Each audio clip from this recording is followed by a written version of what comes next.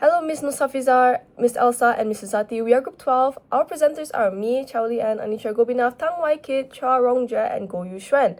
And today, our group will be presenting on Chapter 6, Creativity and Innovation in Critical Thinking.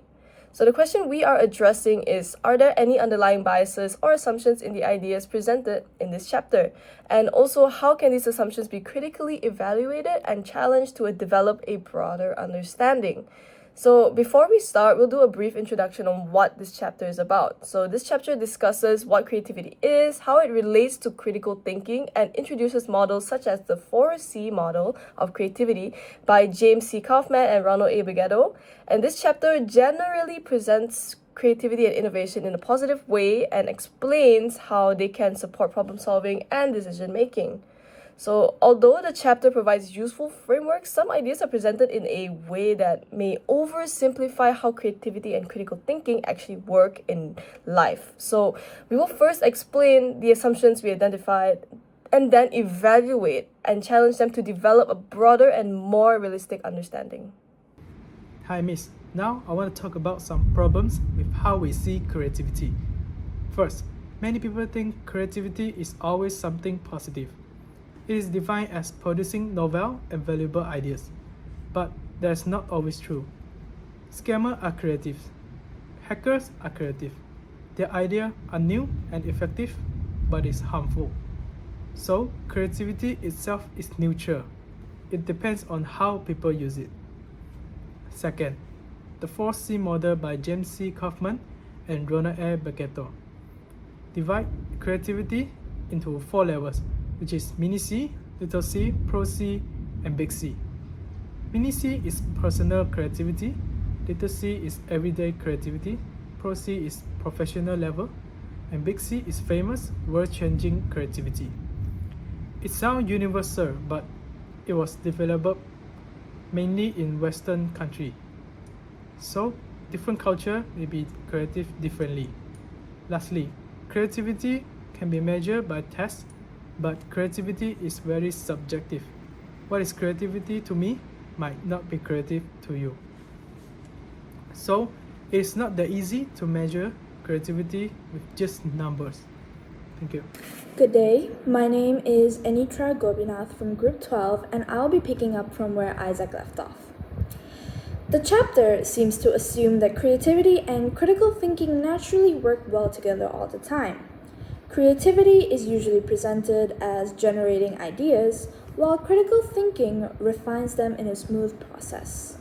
In reality, this is not always true. Being too critical too early can block creative flow, especially in group discussion settings. The chapter also assumes that people can easily switch between being open-minded and being analytical without acknowledging that this can create pressure or hesitation for certain individuals. The 4C model assumes that creativity grows in a linear and progressive way from mini C to little c, then to pro C, and finally to big C. It also implies that the highest form of creativity is professional recognition or historical importance when this is not the case. In reality, creativity does not always develop in a straight line. Not everybody wants to turn their creativity into a career or become famous for it. Many people create for personal growth, enjoyment, or self-expression. The model may unintentionally make everyday creativity seem less important, even though personal creativity can be deeply meaningful. Moving on to the critical evaluation and challenge of these assumptions. Creativity should be understood as a neutral cognitive ability rather than a moral good. While creativity can lead to beneficial solutions, it can also be used for manipulation, deception, or exploitation. A broader understanding develops when creativity is evaluated together with ethical reasoning, social responsibility, and long-term impact.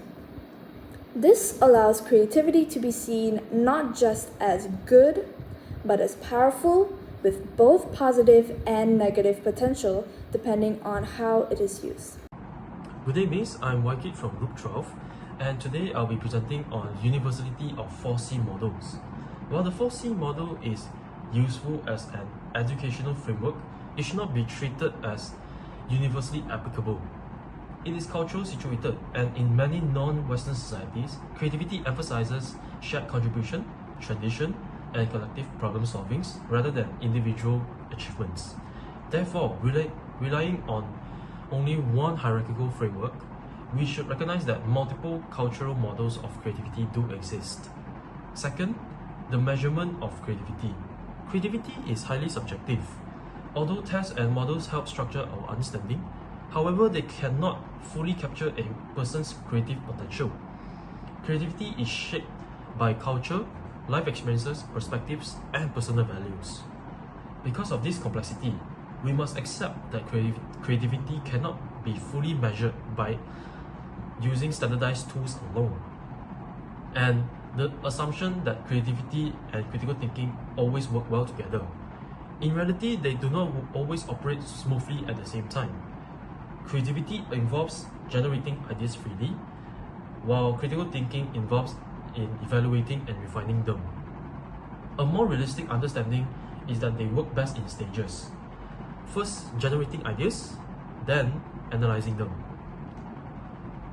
Recognizing this natural tension helps explain why some creative environments feel blocked, while others successfully encourage innovation. So next, I'll pass it on to my next group member. Thank you, Miss. So as for my part, we question the idea that creative growth is always linear, that it must be moved step by step towards fame or success.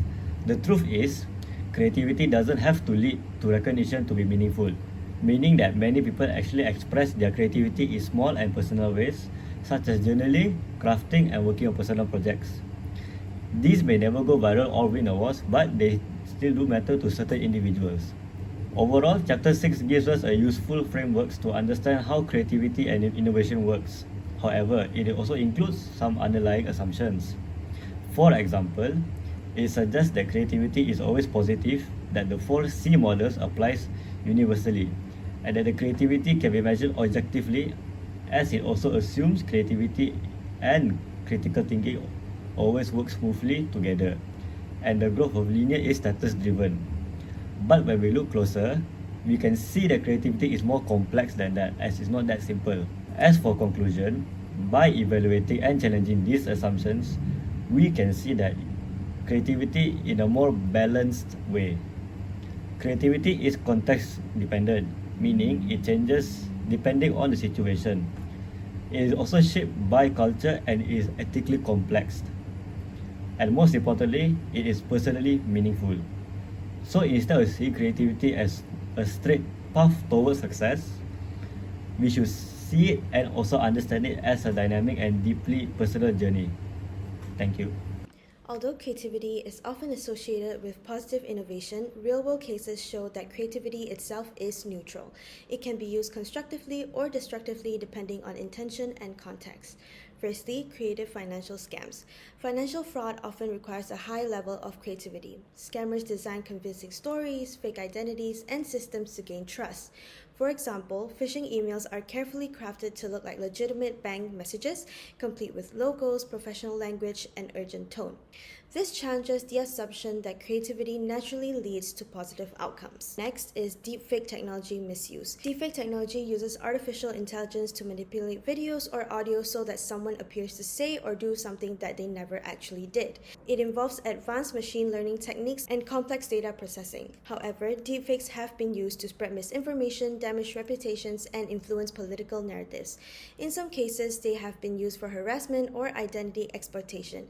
This shows how innovation combined with creativity can generate serious ethical and social risk. Next, manipulative advertising techniques. Advertising agencies often use creativity to influence consumer behavior. Creative storytelling, emotional triggers, color psychology, and persuasive language are used to make products more appealing. While advertising itself is not inherently harmful, some campaigns exploit insecurities, create unrealistic standards, or target vulnerable audiences. This example illustrates that creativity can be used to shape perception in ways that are not always transparent or responsible. Our final reflection on Chapter 6 and our personal evaluations are: creativity without ethics can become manipulation, critical thinking without openness can be rigid, innovation without responsibility can create harm, recognition does not always equal value, and growth does not always mean fame.